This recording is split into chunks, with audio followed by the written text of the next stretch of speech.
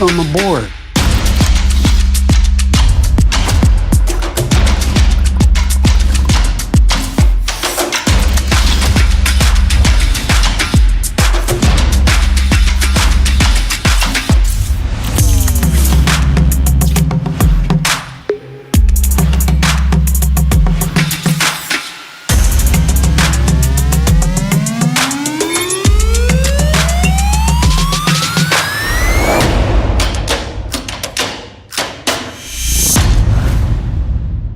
Please welcome Axios co-founder Mike Allen to the stage.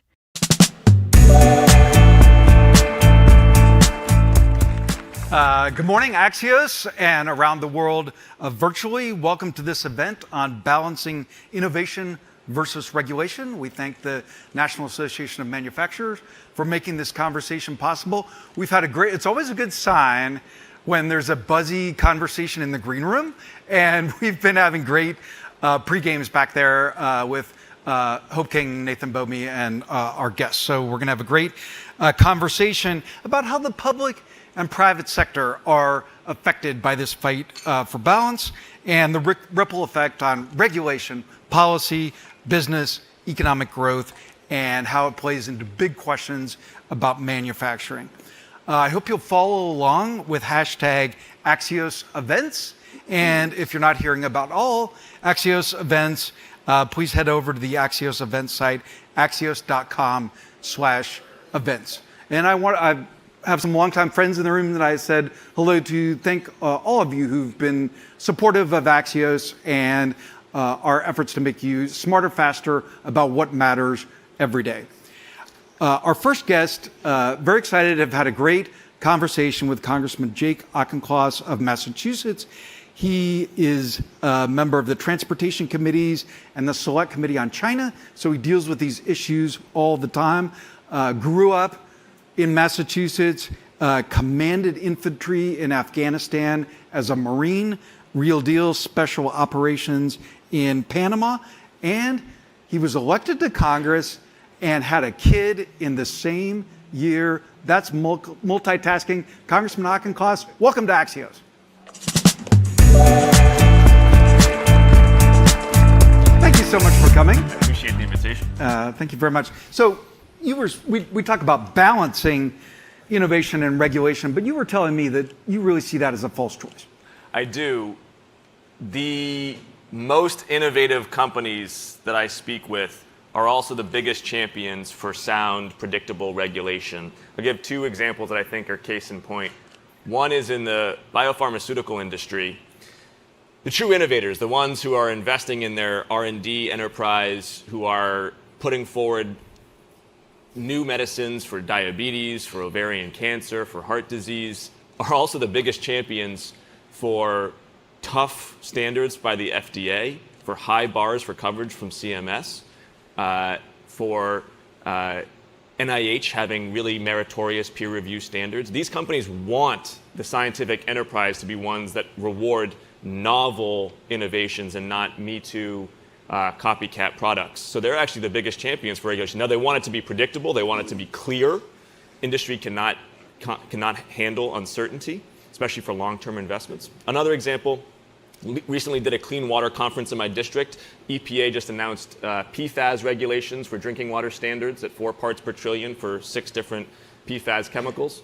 And one of the companies that came there is producing alternatives to PFAS for manufacturing processes, everything from stain-resistant carpets to cookware to firefighting foam. Chemicals that get the job done but are not carcinogenic or toxic. That company is innovative in the deepest sense of the word, and yet it needs new regulations. It needs for us in Congress to push back on the PFAS chemical industry so that they have a market to sell into. Now, this is provocative. People say AI is the new electricity. You say you disagree. I disagree. I think that this is the century of biology. I think we are near the top of the AI hype curve. Is AI going to be a general purpose technology that's going to transform the nature of work and the nature of software and other services? I think absolutely. It's a very important new innovation. but the ability to engineer biology, to do for biology in the 21st century what happened in the 19th century for chemistry, when chemistry became an engineerable discipline, or in the 20th century for physics, when physics became an engineerable discipline. That's happening right now through cell and gene therapy and through the applications of biology to food, to fuel, to health. And that is going to be the transformative technology for the next generation. China knows it, and America needs to know it. You're part of a bipartisan, bicameral initiative to halt implementation of a proposal that would let the federal government exercise march-in rights under the Bayh-Dole Act. There's concern that that could erode intellectual property. We were excited to have you here because you're one of Washington's leading leaders on intellectual property policy. So what say you? I'm not sure I would claim that mantle. I think there's a lot of very strong legislators around IP. What I would say is I represent Massachusetts, and the Massachusetts economy really was built on tech transfer from our universities and academic medical centers. MIT, Harvard, Northeastern, BU, UMass, I can go down the list. But if you look at what is generating such a innovative ecosystem, not just in biotech, but in digital health, in cybersecurity, et cetera, it is this wonderful synergy between the universities and entrepreneurs. And anything that would undermine the confidence of investors to do tech transfer from those universities, which potential march-in under Bayh-Dole would, is concerning for me as a Massachusetts congressman who cares about the Massachusetts economy. I certainly applaud the president's initiatives to try to lower drug prices. And I would say that the best way to do that is by leaning in on his State of the Union address, which called for caps on generics, on out-of-pocket costs, and on specific drugs in the commercial markets. And I've got legislation to advance that. In the Senate, there's talk of even a department of AI. You feel like that's not necessary? No, I'm very skeptical of that. We should be regulating and legislating on performance and product, not on process. What I mean by that is there are things that are illegal, and those things are illegal right now. They may be made easier by AI, but they're still illegal now, and we just need to better enforce that law. So one example might be you're seeing some Medicare Advantage plans allegedly using AI to really turbocharge prior authorization and denial of service for Medicare Advantage beneficiaries. You can't do that whether you're using a human in a call center or whether you're using AI. That's bad practice, and they should be held to account for it. AI is a tool that they're using it to do. Same thing with something like intimate privacy violations. That's illegal. Now, if AI can be used to turbocharge intimate privacy violations, that's obviously a concern for enforcement, but that's already a tort that needs to be enforced. I think that it would make as much sense to have a department of Python or a department of R or a department of SQL as it would for a department of AI. Like, what are the things in the real world that we actually care about? Let's regulate those real things. You've learned Washington fast. You've moved up fast. Why do you think intellectual property rights sometimes get short shrift in DC? Well, the federal government has one department that creates monopolies. The Patent Office issues a patent, and that creates a monopoly. And then it has one department, arguably two, that tries to break up monopolies, the Federal Trade Commission and the Department of Justice. And those are both necessary functions. We want to be rewarding long-term innovation through market exclusivity, and the IP regime has led to a flowering of investments in things that under different kinds of IP regimes simply wouldn't be practicable. But we also have seen the abuse of monopoly power, whether it's the pharmacy benefit managers or the social media companies, and so that tension is actually pretty healthy. And I would go back to the true innovators are not the ones who are rent seekers. They're not the ones who are trying to milk their market position for an extra few years on this or that. They're trying to reinvest their proceeds into new R&D. So, fun fact, you are the youngest Democratic parent in Congress. As of next year, you will be the youngest parent in Congress, period. So I think yours are 4, 3, and 1. So you don't yet have to worry about social media, but you're planning ahead. A lot of Axios readers, a lot of our audience members here have read the Jonathan Haidt book about the effects on kids of social media. And you have a bill that would raise the age of internet adulthood from 13 to 16. I do. Jonathan Haidt is a policy inspiration to me. He's come and spoken to members of Congress. He's going to come back, hopefully in September, to speak to us again. And I think he lays out a compelling fact pattern in The Anxious Generation that round about 2012, when the smartphone loaded up with social media apps with a front-facing camera became ubiquitous, you just see a plummeting of mental health for girls and boys, different ways that they're manifesting mental health challenges, but both sexes really have been struggling. And I think it's simplistic to point to any one cause, but you'd also have to be squinting really hard to not identify social media as one of the primary drivers. And we need to act. And one way to act is to follow his recommendation that says, really, the age of internet adulthood should not be 13 years old. That age was devised in the 1990s in just a different era. We now know a lot more about, and technology has evolved considerably. I think we now know that the very minimum is 16 to be able to interact and transact online as an adult. You are a very savvy campaigner. If President Biden wins, it will be why. If he loses, it will be why. He's not going to lose. The American voter in 16, 18, 20, 22 has, and Americans through jury processes have repeatedly found Donald Trump's character wanting. And they're going to find his character wanting again in 2024. Joe Biden's going to win because this election is not a referendum on whether you agree with 100% of his policies. It's not a referendum on whether you think he's too old.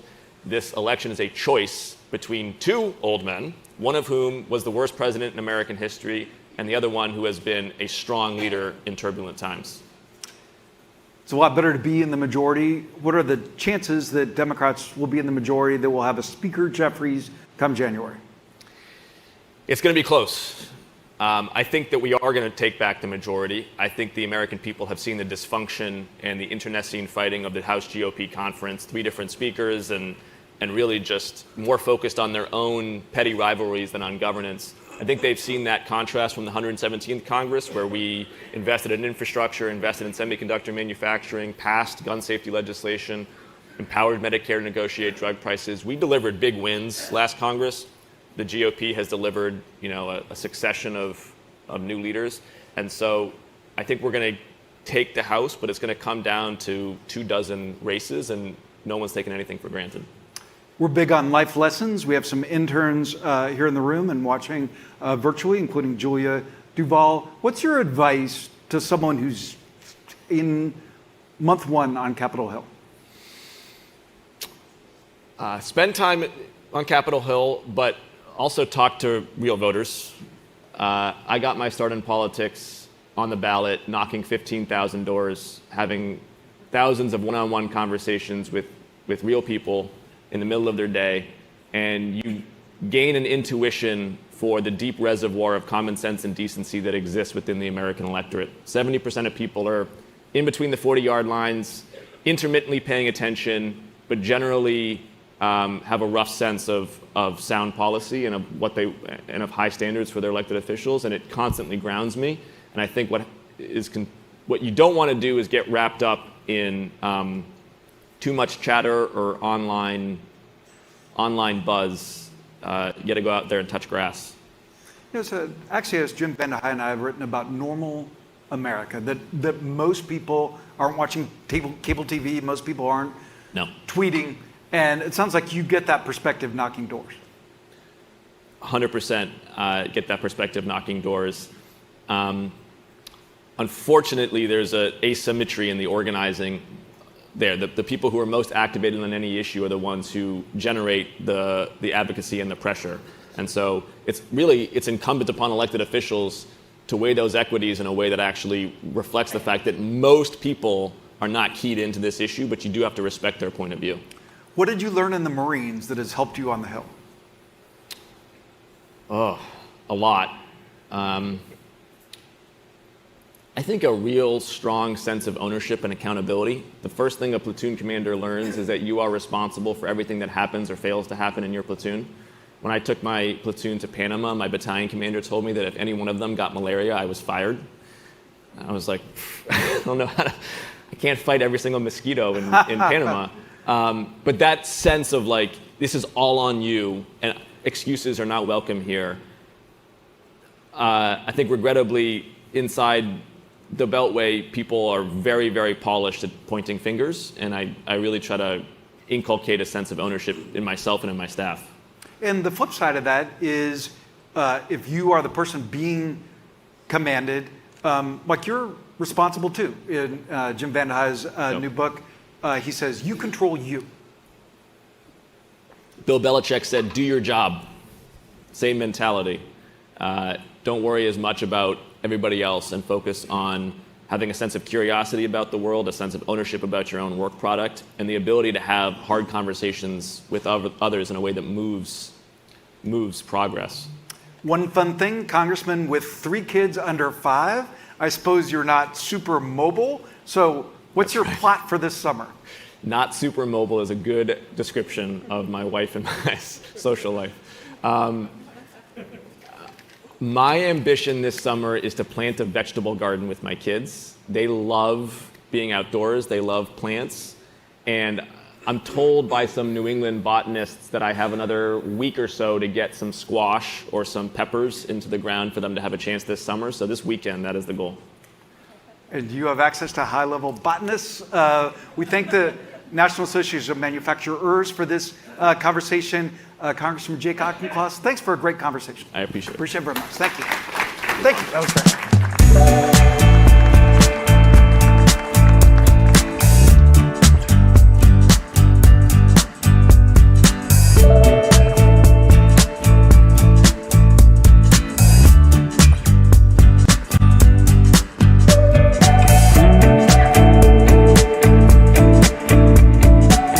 Up next, senior business reporter Hope King.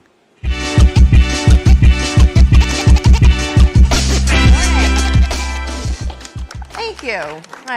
I know, I'm not Mike Allen, but I am after him, and I'm hosting this next conversation. And I'm really excited because it's about patents and innovation, and I don't know about you, but as a business reporter, sometimes I sit there and I look at all these businesses, and I look at their earnings, I look at how much they're raising, and I say to myself, maybe I should change careers because there's definitely a lot of money to be made right now. There's a lot of innovation, especially with AI. So I'm extremely excited for this next conversation to talk about how the U.S. Patent and Trade Office is actually trying to foster more inclusive innovation. And I want to bring up the Deputy Director, Derek Brent. Thank you. Here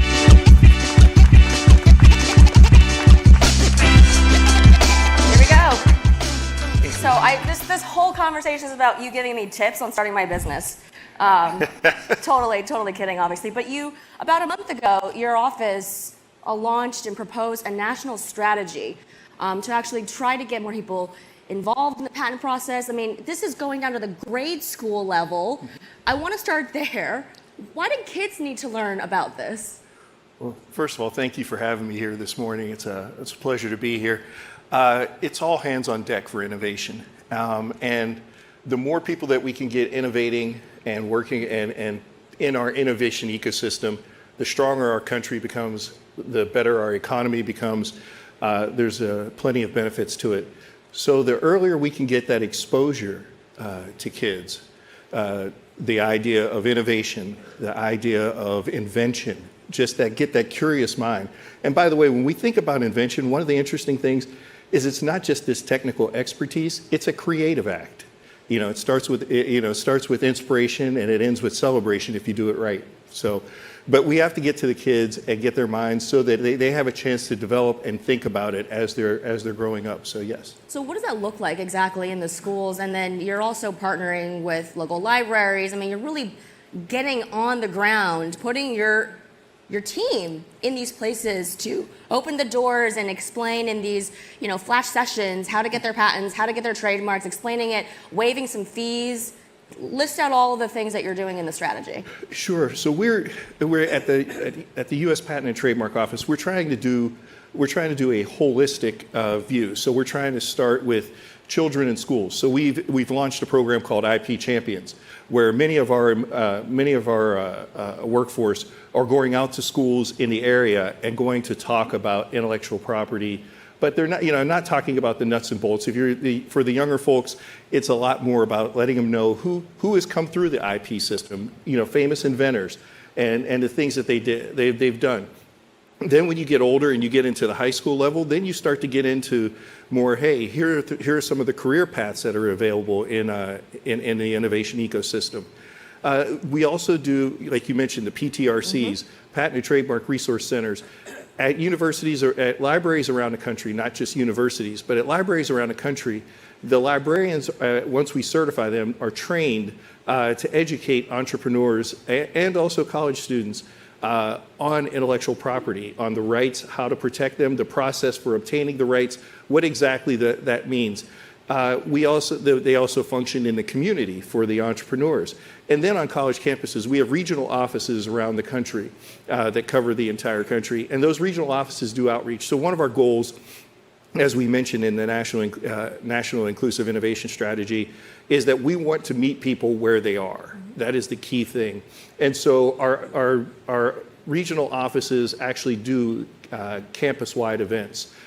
They also go out to entrepreneurs in the cities where they are. So as you can see, it's a strategy where we're trying to drive awareness, but we're also trying to drive the education of intellectual property rights so that folks can use it. You may not use it now when you see one of our programs, but later on when you're thinking, and I'm going to start my business, and you say, oh, okay, let me get that trademark because that is my first connection with the customer. Okay, so we are so far away from the lemonade stand. I mean, I feel like that was the way that most of us started to make money and to understand how business works. I mean, we're really pushing the envelope to get these kids to be thinking more innovatively. What is the correlation between economic growth and intellectual property rights and protections?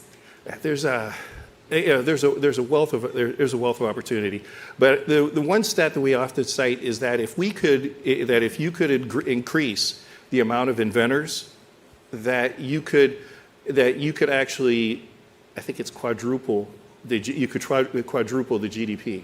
So that is that's a very big deal. Innovation adds. If you start bringing more people in, and again, this goes to the whole idea that why we're trying to add more people and make innovation inclusive, because the more people we get on deck, then the stronger that the system becomes. But also, not only that, it's about more breakthrough things being able to get directly into the hands of people who need them. And I just, because we're talking about what the administration is looking at in terms of protecting IP rights, there have been a couple of op-eds written about maybe the contradiction with what your office is doing to try to spur innovation, and also the administration's recent proposal to increase the scope of the Bayh-Dole Act. In what ways are these commentators wrong, and in what ways are they right? Well, I think there's a balance to be had there, and the Congressman kind of hit on it a little bit. There's a balance to be had. Obviously, no one wants to stall innovation. So, right now there are conversations being had. There's engagement around the government in terms of the rights. But at the core concept of this is that everyone is interested in continuing to foster innovation. And your team is nearly 14,000, your staff, right? Yeah. Most of them are looking at trademarks, are looking at patents. What are some trends that you're seeing in terms of the applications that are being filed? We're seeing increases in patent applications. We're also seeing an increase in patent applications coming from overseas. So that tells us that we're still, the U.S. is still the leader in innovation, but others are trying to catch up. So that again goes back to why we have to get all hands on deck. And keep our leadership in innovation. You're also seeing an increase in trademark filings and year over year. But that's also good because that means that the smaller entrepreneurs are becoming more aware of their intellectual property rights and making that their branding and their brand names more important. I'm glad you brought up the point about global innovation and where the U.S. stands. We talk about the U.S. being a leader. I mean, we obviously have the Mag 7, they're based here, right? The big tech companies. But just from a pure numbers perspective, looking up just as of 2022, about 47% of all patents filed in that year were actually filed in China, which is the most in the world, and that's according to the World Intellectual Property Indicators. Comparatively, the U.S. had just 17% share. So from that perspective, are we the leader, and why do these numbers matter, and what do they say? Well, I think the key factor there is that the bulk of patent applications are still being filed. People are still trying to access the U.S. market. It is still the place where you are going to get the best bang for your buck. It's the place that you're going to receive the best reward on your intellectual property, and it's because of our system that we have that we're still the envy of the world in terms of being a marketplace. And that goes along with the other aspects of our marketplace in terms of economics. But is it accurate that the U.S. is a more difficult place to get these patents than, in, let's say, in China and Europe, as some of these statistics suggest? I think that I probably would characterize it a little bit differently, Sure. Which is I would probably say the U.S. is a place where you can get robust and reliable patent rights, which helps you in the marketplace. Well, what is the approach, and how are they different across the globe as you look at trying to attract people to obviously innovate here? Right. I think I think that when you look at the various systems. The U.S. The U.S. again. I'm a homer a bit about this, right? Are, of course. We all are. So the U.S. system is obviously leader, but the fact of the matter is that we do have a global system. So we engage with our fellow offices. They're called the IP5. We engage with them all across, and we try to find ways that we can work on common grounds to make it, because when you file for a patent, or you file for a trademark here, for that matter of fact, anytime you file, you have to be thinking internationally now. Just to go back into the same report, non-resident applicants accounted for about 58% of total applications filed in the U.S., but only about 10% in China. What does that say? I think it says that, again, it says here is still the place to be. And even for those who are not here, yes. Right, they want to be here. And just lastly, some of the other, I guess, trends that I noticed in this report that I found pretty notable. Computer technology maybe very obviously accounted for about 11% of the total. I mean, computer engineering, chemical engineering, all of those. Are there areas where we need to be innovating more? So these numbers represent where entrepreneurs think that they can, showcase something differently. But as a country, to be more competitive, are there areas where you see a need for more innovation? Yeah, I think one of the things that we've done. There's two areas. There's one main area, and that is in climate or green tech. They offer a great opportunity for growth, not just for startups, but also they have the chance to change the world. I don't think that's an overstatement at all. So one of the things that we've done is we've had a filing program that expedites the first action for climate-related technology, and in doing that, there's an expediency for someone that's filing for climate-related technology.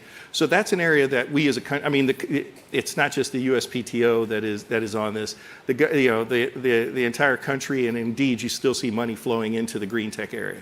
And that's something that you feel like, do we have enough people and the talent, right? I mean, I talk to businesses all the time, and we know that there's a worker shortage in some areas of the economy, but also the pipeline for folks to get into this area of green tech, STEM. I mean, that still seems like we're a little bit behind. Well, Hope, and I think I think that's, to a degree, that's right, in that that's why we need to go back to the beginning of the inclusive innovation strategy, which is, expose folks young, increase our STEM education, and then continue to grow. But this is an area of climate change technology, all of the other emerging technologies. Those are things, and as we at the USPTO, we are dealing with them both on a policy basis, and then we're also handling them as they come in as inventions. You didn't say AI.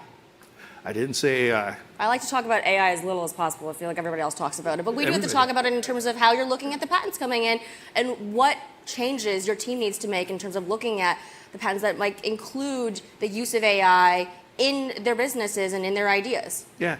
The interesting thing at the USPTO is that we deal with AI.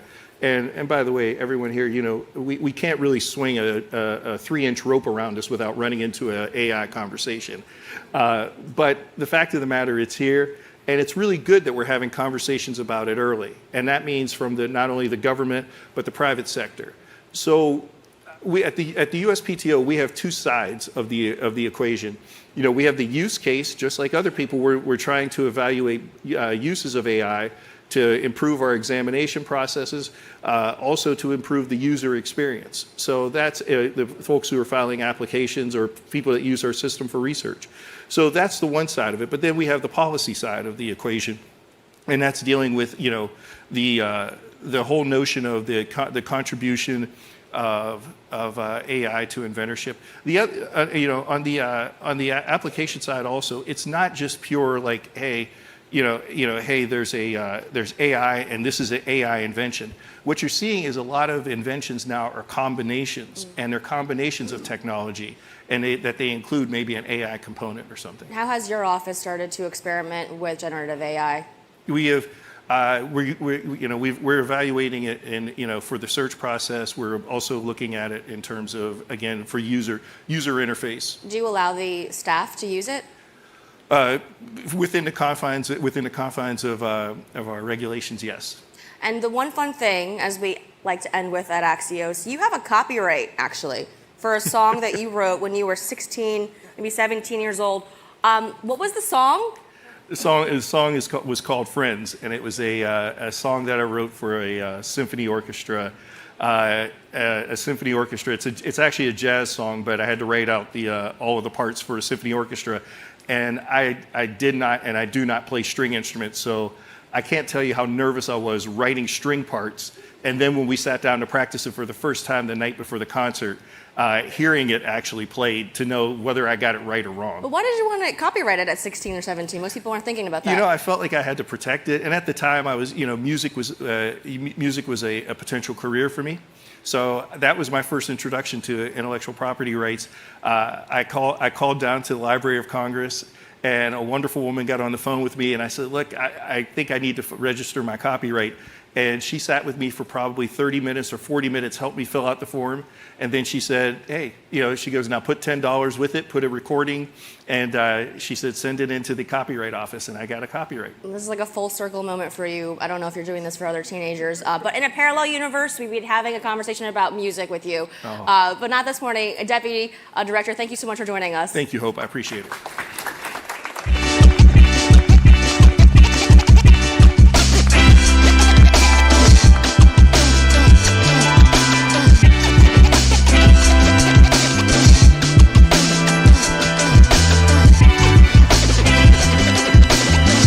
And next, our view from the top moderator, Axios publisher, Nicholas Johnston. Good morning, Washington, D.C. I'm Nicholas Johnston, the publisher of Axios. You can see it's summer suit season here in Washington. The sun is out. It's so great to see all of you this morning. I love our events. They're the physical manifestation of our journalism. You get to see that our writers behind the bylines, actual real people, not robots. And we get to see all of you are actual real people. So we're very grateful for you all being here today. We're also super grateful for all of our partners who make all of these things happen. All the investments we make in our journalism wouldn't be possible with our partners. And so super grateful for the National Association of Manufacturers for making today's conversation possible. And I'm very happy to welcome to the stage for a view from the top conversation, the association's Chief Executive Officer, Jay Timmons. Jay, welcome to Axios. Good morning. Nick, good to be here. Let's start kind of big picture. From your vantage point, you probably have a pretty cool seat. Where you can see what's happening with American manufacturers. So, tell us what are the coolest things, most promising trends that you see happening. So I have the best job in the world because I get to see all these new innovations, right? I actually get to see the future as it's being created. And I think of things like new technologies that are infused in our transportation systems and the things that we drive or we fly, right?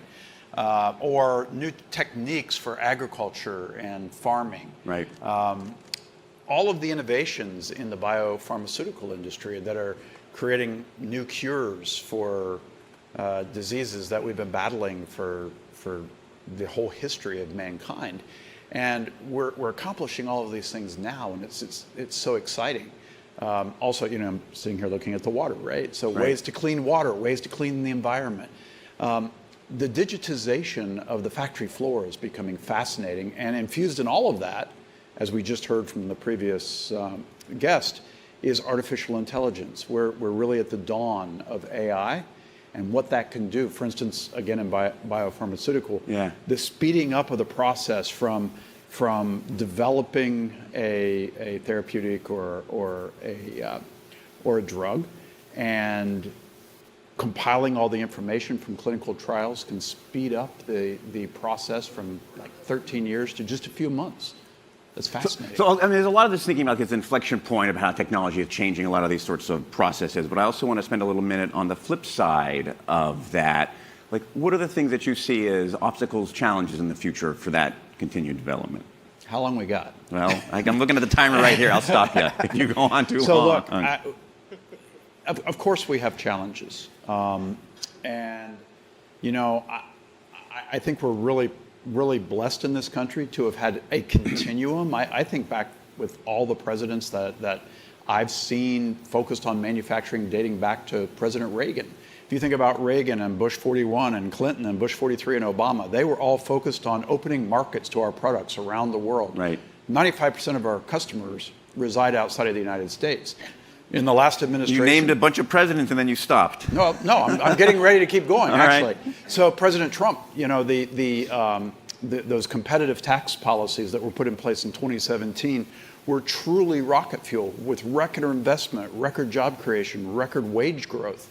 Following that, and regulatory certainty, I would say, also came in the Trump administration. In the Biden administration, you've seen these amazing investments for transportation funding, infrastructure funding, the CHIPS and Science Act, and then the policy provisions of the IRA. Yeah. So you mentioned biopharmaceuticals. That's something Congressman Auchincloss mentioned as well. Talk to us about like that, the special place that is in as far as balancing innovation with regulation. Well, look, I mean, improving the quality of life for Americans involves lots of things. Obviously, better homes, better, a reliable food supply, reliable energy supply. But we all want to be healthy, and we want our families to be healthy. And so we've put a premium over the years on ensuring that the pharmaceutical manufacturers, biopharmaceutical manufacturers, have the tools that they need to improve our lives and ensure that we have a healthier society. Right. But we've got issues like the guidance that was offered on march-in rights that can really threaten our Dig in a little bit of that. Congress Yeah. mentioned that as well. Can you maybe unpack that a little bit for folks who don't follow it as closely, perhaps? Yeah, so there's a rule there's a law in place called the Bayh-Dole. It was Bayh-Dole legislation from, I think it was 1980, which allowed the government to march in, if you will, and take away intellectual property protections if manufacturers were not playing by the rules. If they were not making something that was important to the public's health, then the government could come in and say, well, we've given you some funding to get this started, so we're going to rip away those IP rights. That doesn't happen, right? What the guidance says, this new guidance, says, well, we don't like the price of pharmaceuticals. We don't like what the free market economy is creating here. And so we've given you a few $1 million. You just spent $2.3 billion on one innovation. Right. And we're going to come in and take it because we think everybody should pay less. And that's really not the way that our and the challenge country here, or economy right, works. Which I think the Congress mentioned is that it breaks that pipeline from pipeline. basic research to the I guess like what you do with that research. So, so Nick, think about this. I said $2.3 billion just for one innovation. Only about 1 out of 8 innovations even make it to market because the others they fail, right? Go back to some news that we heard earlier this week. Eli Lilly came out with a therapy or a drug to deal with Alzheimer's. One of 2 that, if approved, would be on the market. There are 140 that are being investigated right now, that are part of clinical trials. Extrapolate that, $2.3 billion times 140. That's $250 billion that the private sector has invested, and I have no idea. And only one of these is working. It might be. That's 2 right what now, it takes. Right? Right. You think about that. I mean, all that investment, and then the government comes in and says, and I don't know this may not be the case with this particular drug, but if they came in and said, look, we're gonna take away that intellectual property, take away your ability to actually pay for what you put into this process, what kind of incentive is that to actually make things here in America? Apply that to any manufactured product. Yeah. We think folks should pay less for a car. We're going to take away your intellectual property. We're not going to give you the ability to pay for the money that you put into that. Well, let's bring that you're going to lose investment in the United States. So bring that to into the realm of the real. Like the impact for consumers then is what? I guess when you're up on the Hill talking about this, how do you make this real for constituents? Well, I think constituents care about healthcare, right? They want to see. Look, I mean, I'm sure a lot of folks in this audience, a lot of folks online have dealt with problems in their family of Alzheimer's, of cancer, of leukemia, all of these pretty awful diseases. You know, we have asked our pharmaceutical manufacturers to help us solve these problems, and they want to innovate. They want to get this job done. Yeah. But march-in rights would tie their hands. It would force investment to go overseas. It would force intellectual property to not be brought forward here in the U.S. So before we get the hook here, like Hope said, we'd like to end on one fun thing. Let's get this back to a positive conversation. Come back to the coolest job in the world that you have, and tell us about some of the things that are coming over the horizon that you're really excited about. So I think artificial intelligence is going to be a game changer, as long as it's used properly. And manufacturers have been infusing that into our factory floor operations as long as we have been able to. It is going to be additive for manufacturing. It is going to result in more jobs for the manufacturing sector. But here's the really good news, I think, for manufacturing, Nick.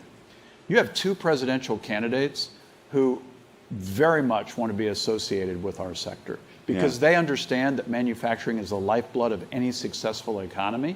They want to outcompete the rest of the world. And let's face it, there are countries everywhere that want to eat our lunch.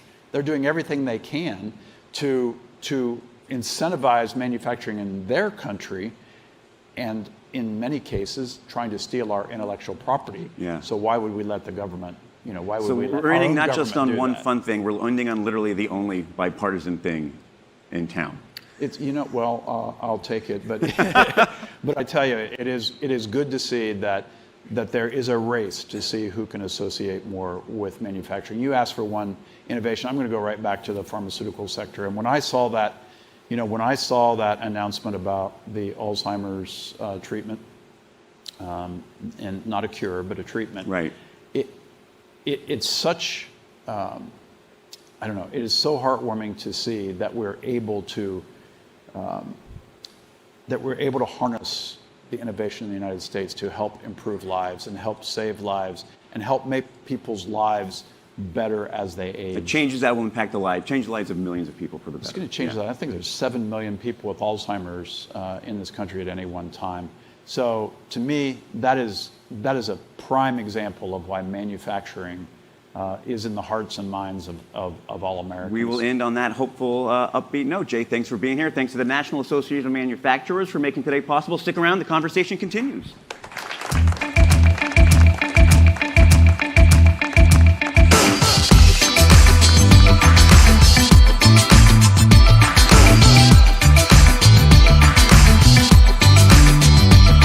Please welcome to the stage Axios business reporter Nathan Bomey.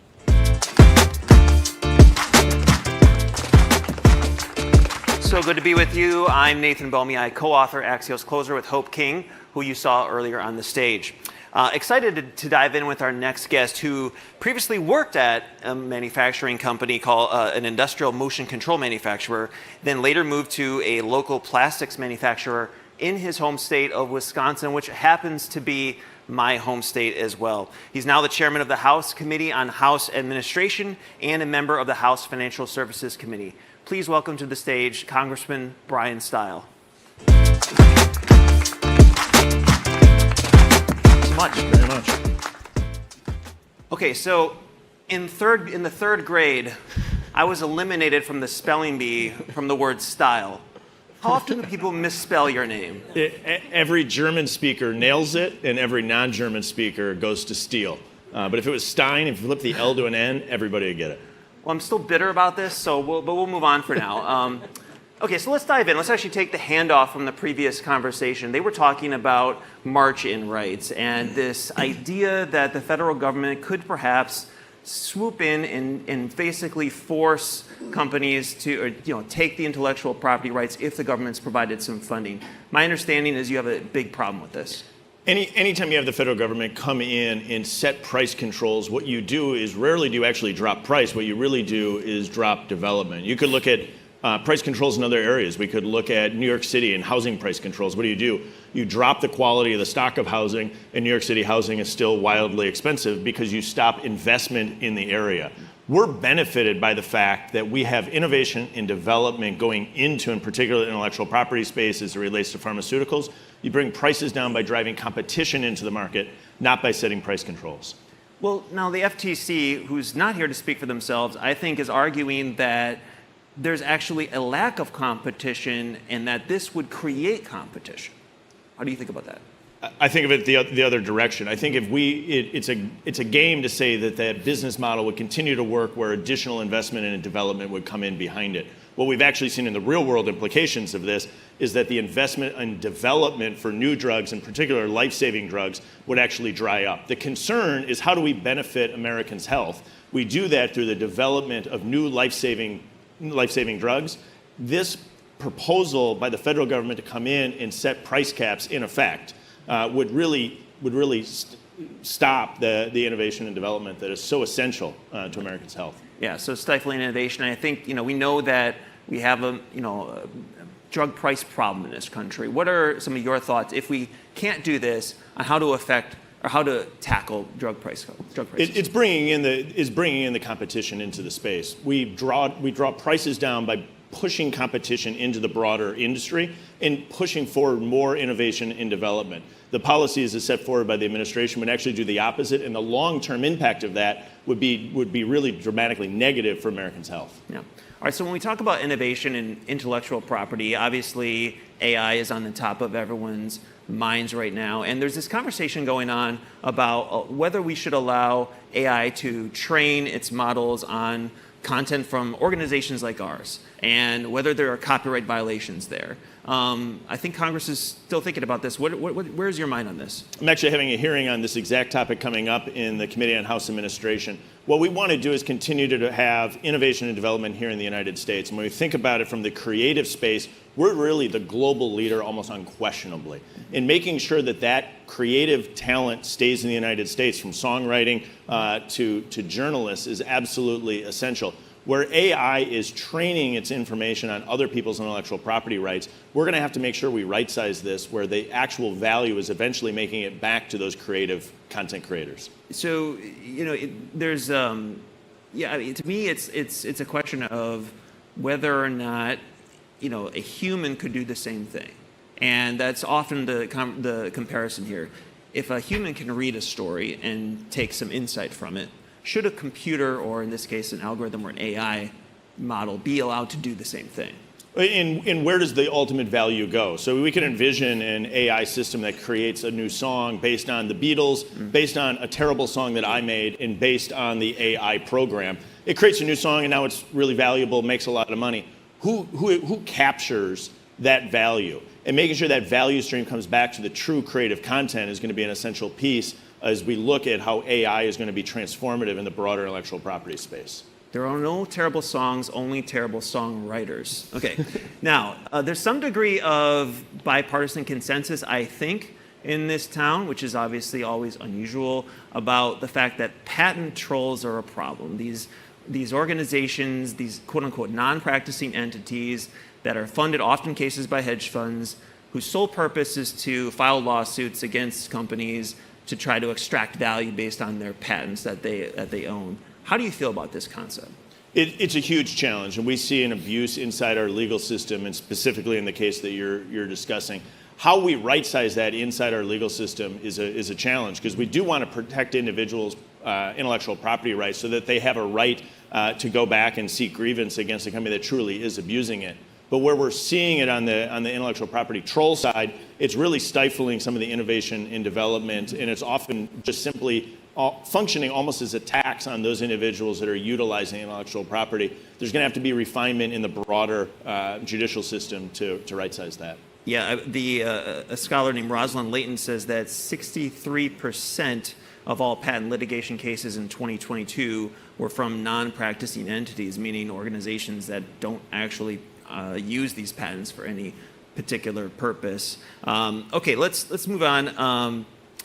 Drug companies like Novo Nordisk, GlaxoSmithKline, we call Novo Nordisk, makes Ozempic, under scrutiny for what the FTC has identified as junk patents, where essentially companies will extend the life of a patent by minor, barely changing something, say tweaking a little drug, and then all of a sudden you get another 10 years in the patent.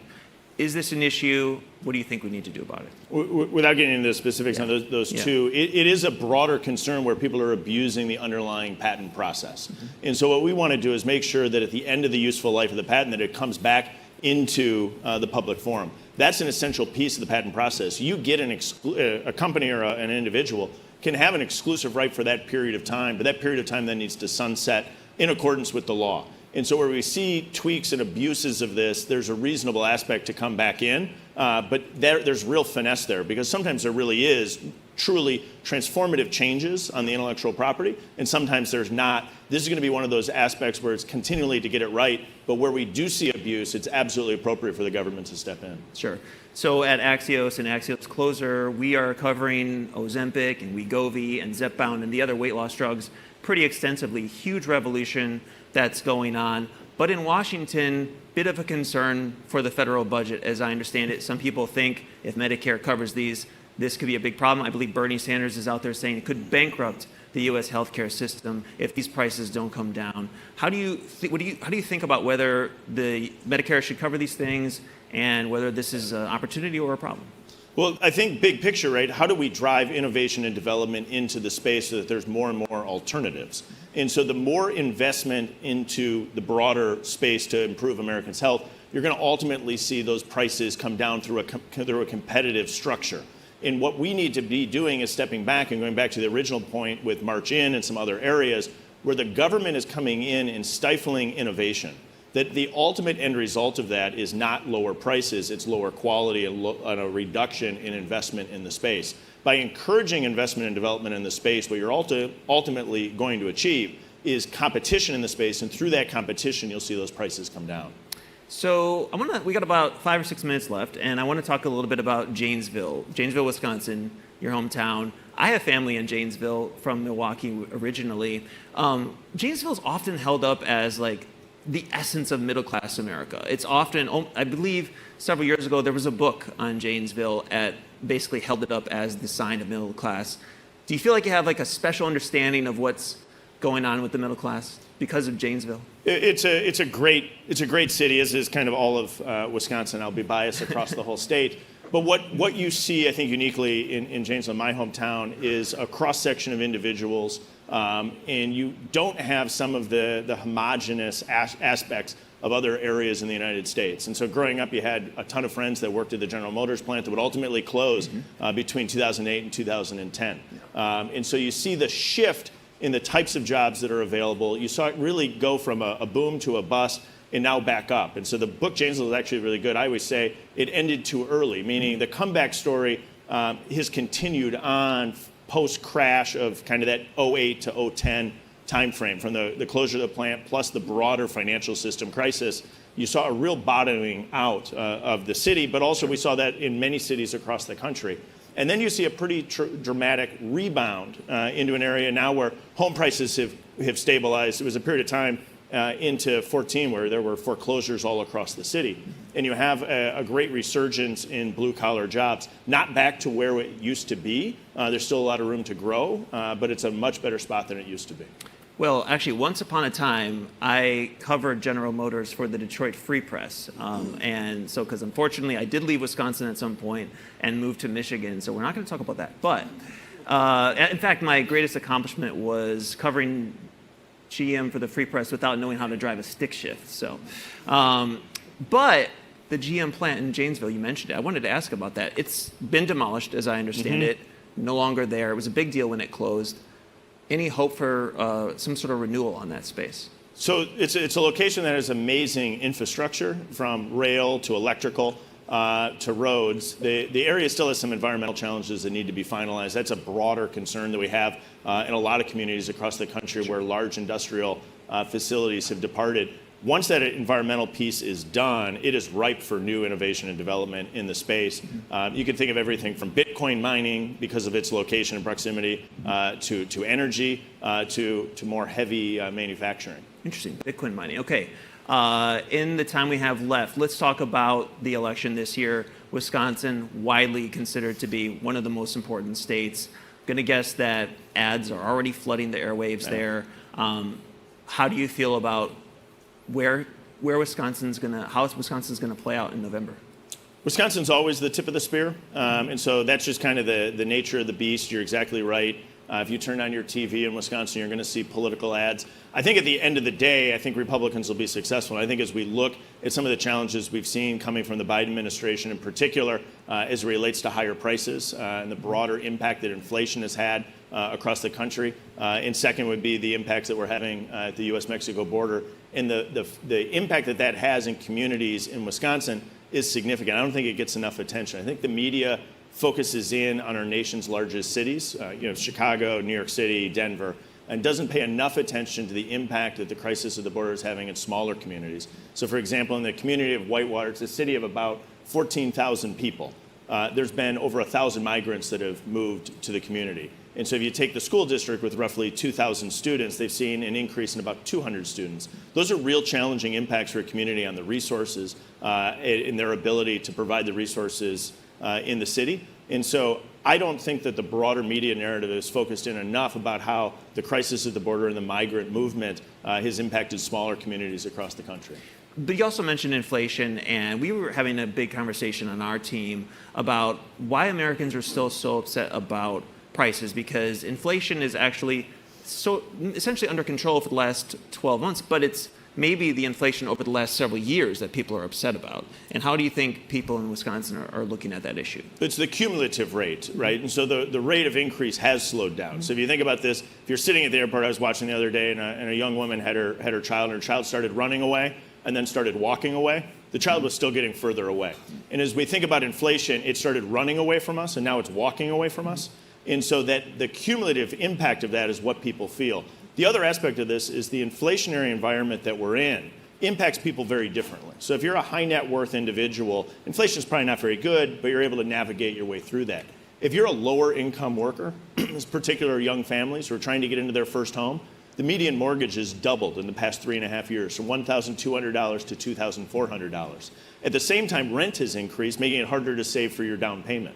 Car prices have increased dramatically, grocery prices have increased. And so a lot of those younger families that have not established a big asset pile, which is the overwhelming majority of Americans, have felt an impact on inflation very differently than high net worth individuals. The same can be said of seniors on fixed incomes, where the COLA adjustments inside Social Security never feels like it keeps up with the broader cost structure that our seniors have. And so that inflationary environment is being felt very differently. And so when I think a lot of our PhD economists look at the macro data, they're saying on average X, Y, and Z, but people don't feel it on the average, they feel it in their own personal life. And those two key demographic groups, lower income workers, especially younger workers that don't yet own a home, and seniors on fixed incomes, have really been clobbered in this inflationary environment. All right, at Axios, we always like to end with one fun thing. Now, my uncle in Janesville says he always used to see your predecessor, Paul Ryan, at the gym doing P90X. Do you ever see Paul Ryan at the gym? I don't go to the gym, so no. When I get a chance, I put a ball cap on, I go on a run, or I jump on my bike and get outside. So for me, if I have free time, I'm outside. I spend enough time inside. I like it. Well, thank you to you. Thank you to all of you as well for coming. Please subscribe to my newsletter, Axios Closer, to Mike Allen's newsletters, Axios AM and PM. We will see you here next time. Thanks also to the National Association of Manufacturers. Appreciate you getting up early, and have a great day.